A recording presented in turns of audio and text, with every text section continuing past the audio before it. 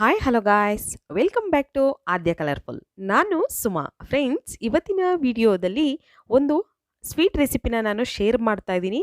So ನೀವು ಒಂದ್ಸಲ ಕಡಲೆ ಹಿಟ್ಟಲ್ಲಿ ಈ ರೀತಿ ಹಲ್ವಾ ತಯಾರಿಸಿ ತಿಂದರೆ ಮತ್ತೆ ಮತ್ತೆ ತಿನ್ನಬೇಕು ಅನಿಸುತ್ತೆ. ಅಷ್ಟು ರುಚಿಯಾಗಿ ಮತ್ತು ತುಂಬನೇ ಈಸಿಯಾಗಿ ಮಾಡುವಂಥ ಒಂದು ಹಲ್ವಾ ರೆಸಿಪಿನ ನಾನು ಶೇರ್ ಮಾಡ್ತಾ ಇದ್ದೀನಿ.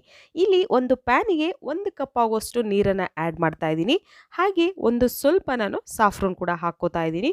ಕೇಸರಿ ದಳ ಇದ್ದರೆ ಉಪಯೋಗಿಸಿ, ಇಲ್ಲ ಅಂತ ಅಂದರೆ ನೀವು ಫುಡ್ ಕಲರ್ನು ಕೂಡ ಆ್ಯಡ್ ಮಾಡ್ಬೋದು. ನಾನು ಇಲ್ಲಿ ಒಂದು ಪಿಂಚಷ್ಟು ಫುಡ್ ಕಲರ್ನ ಹಾಕ್ಕೋತಾ ಇದ್ದೀನಿ. Okay, orange food colour. Friends, ನೀವೆಲ್ಲರೂ ಫಸ್ಟ್ ಟೈಮ್ ನನ್ನ ಚಾನಲ್ಗೆ ವಿಸಿಟ್ ಮಾಡಿದರೆ ಪ್ಲೀಸ್ ನನ್ನ ಚಾನಲ್ನ ಸಬ್ಸ್ಕ್ರೈಬ್ ಮಾಡ್ಕೊಳ್ಳಿ, ಹಾಗೆ ಲೈಕ್ ಮಾಡಿ ಮತ್ತು ಶೇರ್ ಮಾಡಿ. ಇವಾಗ ನಾನು ಈ ನೀರನ್ನು 3 ನಿಮಿಷ ನಾನು ಕುದಿಯೋದಕ್ಕೆ ಇಡ್ತಾ ಇದ್ದೀನಿ. ನಂತರ ಇಲ್ಲಿ ಒಂದು ಪ್ಯಾನಿಗೆ 1 ಟೇಬಲ್ ಸ್ಪೂನ್ ಆಗುವಷ್ಟು ತುಪ್ಪನ ಹಾಕ್ಕೊಳ್ಳೋಣ. ಸೊ ತುಪ್ಪ ಸ್ವಲ್ಪ ಕರಗಿದ ನಂತರ ನಾವು ಕೆಲವೊಂದು ಡ್ರೈ ಫ್ರೂಟ್ಸ್ಗಳನ್ನು ನಾನು ಇಲ್ಲಿ ತುಪ್ಪದಲ್ಲಿ ಫ್ರೈ ಮಾಡ್ಕೋತಾ ಇದ್ದೀನಿ. ಸೊ ಡ್ರೈ ಫ್ರೂಟ್ಸ್ ಇದ್ದರೆ ಉಪಯೋಗಿಸ್ಬೋದು, ಅಥವಾ ಯಾವುದೇ ಒಂದು ಡ್ರೈ ಫ್ರೂಟ್ಸ್ ಇದ್ದರೂ ಕೂಡ ಅದನ್ನು ಕೂಡ ಉಪಯೋಗಿಸ್ಬೋದು. ಈ 3-4 ಥರದ್ದೇ ಹಾಕಬೇಕು ಅಂತ ಏನೂ ಇಲ್ಲ. ನಂತರ ಇಲ್ಲಿ ನಾನು ಇದನ್ನು ಒಂದು 2ರಿಂದ 3 ಸೆಕೆಂಡ್ವರೆಗೂ ಫ್ರೈ ಮಾಡ್ಕೋತೀನಿ. ಸೊ ಫ್ರೈ ಮಾಡಿದ ನಂತರ ಮತ್ತೆ ನಾವು ಅದನ್ನು ತೆಗೆದಿಟ್ಕೊಳ್ಳೋಣ ಒಂದು ತಟ್ಟೆಗೆ. ನೋಡಿ, ಈ ಥರ ಸ್ವಲ್ಪ ನಾನು ಫ್ರೈ ಮಾಡ್ಕೋತಾ ಇದ್ದೀನಿ. ಡ್ರೈ ಫ್ರೂಟ್ಸ್ನ ಫ್ರೈ ಮಾಡಿ ಇದನ್ನು ನಾವು, ಯಾಕೆಂದರೆ ಹಲ್ವಾ ಮಾಡಬೇಕಾದ್ರೆ ಕೆಲವೊಂದು ಡ್ರೈ ಫ್ರೂಟ್ಸ್ನ ಹಾಕಿದ್ರೆ ತುಂಬ ಟೇಸ್ಟಿಯಾಗಿರುತ್ತೆ. ಸೊ ಹಾಗಾಗಿ ನಾನನ್ನು ಉಪಯೋಗಿಸ್ತಾ ಇದ್ದೀನಿ. ನೀವು ಮನೆಯಲ್ಲಿ ಇದ್ದರೆ ಮಾತ್ರ ಉಪಯೋಗಿಸಿ, ಇಲ್ಲ ಅಂತಂದರೆ ಸ್ಕಿಪ್ ಮಾಡಿ ಫ್ರೆಂಡ್ಸ್. ನೋಡಿ, ಮತ್ತೆ ನಾನು ಒಂದು 2 ಟೇಬಲ್ ಸ್ಪೂನ್ ಆಗುವಷ್ಟು ತುಪ್ಪನ ಹಾಕ್ತಾ ಇದ್ದೀನಿ. ತುಪ್ಪ ನಂತರ ಕರಗಿದ ನಂತರ ನಾವು ಇವಾಗ 1 ಕಪ್ ಆಗುವಷ್ಟು ನಾವು ಕಡಲೆ ಹಿಟ್ಟನ್ನು ತಗೊಳ್ಳೋಣ. ಓಕೆ, ಕಡಲೆ ಹಿಟ್ಟನ್ನು ಹಾಕ್ಕೋತಾ ಇದ್ದೀನಿ. ಸೊ ಈ ಕಡಲೆ ಹಿಟ್ಟು ನಾವು ಮನೆಯಲ್ಲಿ ಬೋಂಡಾ ಬಜ್ಜಿ ಮಾಡೋದಕ್ಕೆ ಉಪಯೋಗಿಸ್ತೀವಲ್ಲ, ಅದೇ ಕಡಲೆ ಹಿಟ್ಟು. ಆ ಕಡಲೆ ಹಿಟ್ಟು 1 ಕಪ್ ಆಗೋಷ್ಟು ತೊಗೊಂಡಿದ್ದೀನಿ ಇಲ್ಲಿ. ಇದನ್ನು ನಾವು ಮಿಕ್ಸ್ ಮಾಡ್ಕೊಳ್ಳೋಣ. ನಾವು ಇದೇ ಥರ ಇದನ್ನು ಒಂದು 3ರಿಂದ 4 ನಿಮಿಷದವರೆಗೂ ಫ್ರೈ ಮಾಡ್ಕೋಬೇಕಾಗುತ್ತೆ ಫ್ರೆಂಡ್ಸ್. ನೋಡಿ, ಆ ಸ್ಟವ್ನ ನೀವು ಲೋ ಫ್ಲೇಮಲ್ಲೇ ಇಟ್ಕೊಂಡು ಇದನ್ನು ಫ್ರೈ ಮಾಡ್ಕೋತಾ ಇರಿ. ಸೊ ಕಲರ್ ಏನು ಚೇಂಜ್ ಆಗೋದಿಲ್ಲ. ನೋಡಿ, ಈ ಥರ ಸ್ವಲ್ಪ ಅದು ಬಬಲ್ಸ್ ಎಲ್ಲ ಬರ್ತಾ ಇರುತ್ತೆ.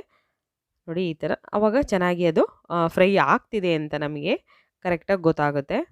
ನೋಡಿ, ಈಗ ಇದು ಕರೆಕ್ಟಾಗಿ ಫ್ರೈ ಆಗಿದೆ. ಸೊ ನಂತರ ನಾನಿಲ್ಲಿ ಇದಕ್ಕೆ ಒಂದು 2 ಟೇಬಲ್ ಸ್ಪೂನ್ ಆಗುವಷ್ಟು ಬಿಸಿ ಹಾಲನ್ನು ಆ್ಯಡ್ ಮಾಡ್ಕೋತೀನಿ. 2 ಟೇಬಲ್ ಸ್ಪೂನು. ಓಕೆ, ಜಾಸ್ತಿ ಬೇಡ, 2 ಟೇಬಲ್ ಸ್ಪೂನ್ ಮಾತ್ರ ಉಪಯೋಗಿಸಿ. ಈಗ ಮಿಕ್ಸ್ ಮಾಡ್ಕೊಳ್ಳೋಣ. ಮಿಕ್ಸ್ ಮಾಡಿದ ತಕ್ಷಣ ಈ ಥರ ಬಬಲ್ಸ್ ಬರುತ್ತೆ. ಸೊ ಬಬಲ್ಸ್ ಬಂದ ತಕ್ಷಣ ಹೆದರ್ಕೋಬೇಡಿ, ಏನು ಪ್ರಾಬ್ಲಮ್ ಆಗೋಲ್ಲ. ಸೊ ಕೆಟ್ಟೋಯ್ತು ಹಲ್ವಾ ಅಂತ ಅನ್ಕೊತಾರೆ ಕೆಲವರೆಲ್ಲ. ಇಲ್ಲ, ಇದು ತುಂಬಾ ಚೆನ್ನಾಗಿ ಬರುತ್ತೆ. ಸಾಫ್ಟಾಗಿ ನಿಮಗೆ ತುಂಬ ರುಚಿಯಾಗೂ ಕೂಡ ಬರುತ್ತೆ. ನೀವು ಖಂಡಿತವಾಗ್ಲೂ ಒಂದ್ಸಲ ಕಡಲೆ ಹಿಟ್ಟಲ್ಲಿ ಈ ರೀತಿ ಹಲ್ವಾ ತಯಾರಿಸಿ ತಿಂದರೆ ಮತ್ತೆ ಮತ್ತೆ ಖಂಡಿತ ತಿನ್ನಬೇಕು ಅನಿಸುತ್ತೆ. ಅಷ್ಟು ಟೇಸ್ಟಿಯಾಗಿರುತ್ತೆ ಅಂತ ನಾನು ಹೇಳ್ತೀನಿ.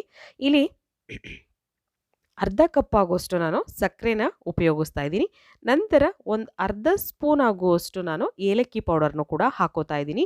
ನಂತರ ಮಿಕ್ಸ್ ಮಾಡ್ಕೊಳ್ಳೋಣ. ಓಕೆ, ಈ ಥರ ನೀಟಾಗಿ ನಾವು ಮಿಕ್ಸ್ ಮಾಡ್ಕೊಳ್ಳೋಣ. ಸೊ ಅದೇ ತಾನಾಗಿಯೇ ಸ್ವಲ್ಪ ನೀರು ಬಿಟ್ಕೋತಾ ಇರುತ್ತೆ, ಪ್ರಾಬ್ಲಮ್ ಇಲ್ಲ. ಈಗ ನಾವು ಕಾಯಿಸಿರೋಂತಹ ಕಲರ್ ಹಾಕಿ ಕಾಯಿಸಿರೋವಂತಹ ನೀರಿದೆಯಲ್ಲ, ಸೊ ಅದನ್ನು ಈಗ ಹಾಕ್ಕೊಳ್ಳೋಣ. 1 ಕಪ್ ಕಡಲೆ ಹಿಟ್ಟು ತೊಗೊಂಡ್ರೆ ಫ್ರೆಂಡ್ಸ್ 1 ಕಪ್ ನೀರನ್ನು ಉಪಯೋಗಿಸ್ಬೇಕು ನೀವು. ಅಕಸ್ಮಾತ್ ನಿಮಗೆ ಜಾಸ್ತಿ ಅದು ಗಟ್ಟಿ ಆಗ್ತಾ ಇದೆ ಅಂದರೆ ನೀವು ಮಾತ್ರ ಇನ್ನೊಂದು 1 ಅಥವಾ 2 ಟೇಬಲ್ ಸ್ಪೂನ್ ಆಗೋಷ್ಟು ನೀರನ್ನು ಹಾಕೋಬೋದು. ಸೊ ನಾನು ಇವಾಗ ಎಲ್ಲ ನೀರನ್ನು ಕೂಡ ಹಾಕಿ ಮಿಕ್ಸ್ ಮಾಡ್ಕೋತಾ ಇದ್ದೀನಿ. ಸೊ ಕಡಲೆ ಹಿಟ್ಟಿರೋದ್ರಿಂದ ಇದು ಬೇಗನೆ ನೀರನ್ನು ಹೀರ್ಕೊಳ್ಳುತ್ತೆ. ನೋಡ್ಬೋದು, ಈಗ ಮಿಕ್ಸ್ ಮಾಡೋ ತಕ್ಷಣ ನೀರೆಲ್ಲ ಕಮ್ಮಿ ಆಗ್ತಾ ಬಂದಿರುತ್ತೆ. ನೋಡಿ, ಈ ಥರ ನಮಗೆ ಅಂಟ್ತಾ ಇರಬಾರ್ದು. ಹಲ್ವಾ ಅಂತ ಅಂದರೆ ಕೈಗೆ ಅಂಟಬಾರ್ದು. ಅದರಲ್ಲಿರೋವಂಥ ತುಪ್ಪನ ನಮ್ಮ ಕೈಗೆ ಅಂಟ್ಕೋತಾ ಇರಬೇಕು. ಆ ರೀತಿ ಸಾಫ್ಟಾಗಿರಬೇಕು. ಸೊ ನೋಡಿ, ಈ ಥರ ನಾವು ಮಿಕ್ಸ್ ಮಾಡ್ಕೊಳ್ಳೋಣ. ಚೆನ್ನಾಗಿ ಇದನ್ನು ಮಿಕ್ಸ್ ಮಾಡೋಣ. ಸೊ ಹಾಗೆ ಮಿಕ್ಸ್ ಮಾಡ್ತಾ ಮಾಡ್ತಾ ಒಂದು 2ರಿಂದ 3 ನಿಮಿಷದವರೆಗೂ ನಾವು ಬೇಯಿಸ್ಕೋಬೇಕಾಗುತ್ತೆ. ಇದನ್ನು ಅಂಟೋದಿಲ್ಲ, ಪಾತ್ರೆಗೆ ಅಂಟೋದಿಲ್ಲ. ಆದಷ್ಟು ನೀವು ನಾನ್ ಸ್ಟಿಕ್ಕಲ್ಲಿ ಮಾಡಿದ್ರೆ ನೀಟಾಗಿ ಬರುತ್ತೆ. ನೋಡಿ, ಈ ಥರ ಮಿಕ್ಸ್ ಮಾಡ್ತಾ ಮಾಡ್ತಾ 1 ಸಲ ಅಥವಾ 2 ಸಲ ನೀವು ಸ್ವಲ್ಪ ತುಪ್ಪನ ಉಪಯೋಗಿಸಿ. ಒಂದು ಅರ್ಧ ಸ್ಪೂನ್ ಆದರೆ ಸಾಕು, ಜಾಸ್ತಿ ಏನು ಬೇಕಾಗಲ್ಲ. ಈ ಹಲ್ವಕ್ಕಂತೂ ನೀವು ಜಾಸ್ತಿ ತುಪ್ಪ ಉಪಯೋಗಿಸೋದೇ ಬೇಡ. ನೋಡಿ ಈ ಥರ ಮಿಕ್ಸ್ ಮಾಡ್ಕೊಳ್ಳೋಣ ನೀಟಾಗಿ. ನೀವು ಖಂಡಿತ ಫ್ರೆಂಡ್ಸ್ ಒಂದ್ಸಲ ಯಾವುದೇ ಹಬ್ಬಕ್ಕೆ ಯಾವುದಕ್ಕಾದರೂ ಕೂಡ ನೀವು ಈ ಥರ ಒಂದು ಹಲ್ವಾನ ತಯಾರಿಸಿ ಮನೆಯಲ್ಲಿ ಅಥವಾ ಯಾರಾದರೂ ರಿಲೇಟಿವ್ ಬಂದಾಗಲೂ ಕೂಡ ಮಾಡ್ಕೋಬೋದು. ಸೊ ಇವಾಗ ನಾನು ಫ್ರೈ ಮಾಡಿರೋಂತಹ ಡ್ರೈ ಫ್ರೂಟ್ಸನ್ನೆಲ್ಲ ಹಾಕಿ ಮಿಕ್ಸ್ ಮಾಡ್ಕೋತಾ ಇದ್ದೀನಿ. ನಾವು ಡ್ರೈ ಫ್ರೂಟ್ಸ್ನೆಲ್ಲ ಕೊನೆಗೆ ಹಾಕ್ತೀವಿ, ಬಟ್ ಕೊನೆಗೆ ಹಾಕಬಾರ್ದು. ನಾವು ಯಾವುದಾದ್ರೂ ಸ್ವೀಟ್ಸ್ನ ಮಾಡ್ತಿದ್ದಾಗ ಅದ್ರ ಮಧ್ಯದಲ್ಲೇ ಡ್ರೈ ಫ್ರೂಟ್ಸ್ನ ಹಾಕಿ ನಾವು ಮಿಕ್ಸ್ ಮಾಡಿದ್ರೆ ಅದರ ಫ್ಲೇವರು ಹಾಗೇ ಇರುತ್ತೆ, ತುಂಬ ಟೇಸ್ಟಿಯಾಗಿ ಕೂಡ ಬರುತ್ತೆ ಆ ರೆಸಿಪಿ. ಓಕೆ, ನೋಡಿ ಈಗ ಆಲ್ಮೋಸ್ಟ್ ಇದು ಆಗಿದೆ. ಸೊ ಇವಾಗ ನಾನು ಇದನ್ನು ಒಂದು ಸರ್ವಿಂಗ್ ಬೌಲಿಗೆ ಅಥವಾ ಒಂದು ಪ್ಲೇಟಿಗೆ ನಾನು ತೆಗೆದಿಟ್ಕೋತೀನಿ. ನೀವು ಒಂದ್ಸಲ ಕಡಲೆ ಹಿಟ್ಟಲ್ಲಿ ಈ ರೀತಿ ಹಲ್ವಾ ತಯಾರಿಸಿ ತಿಂದರೆ ಮತ್ತೆ ಮತ್ತೆ ತಿನ್ನಬೇಕು ಅಂತ ಖಂಡಿತ ಅನಿಸುತ್ತೆ. ನೀವು ಕೂಡ ಟ್ರೈ ಮಾಡಿ ಹೇಗೆ ಬಂತು ಅಂತ ಖಂಡಿತ ನನಗೆ ತಿಳಿಸ್ಬೇಕು. ಓಕೆ, ಇವತ್ತಿನ ವಿಡಿಯೋನ ಇಲ್ಲಿ ಮುಗಿಸೋಣ. ಬಾಯ್.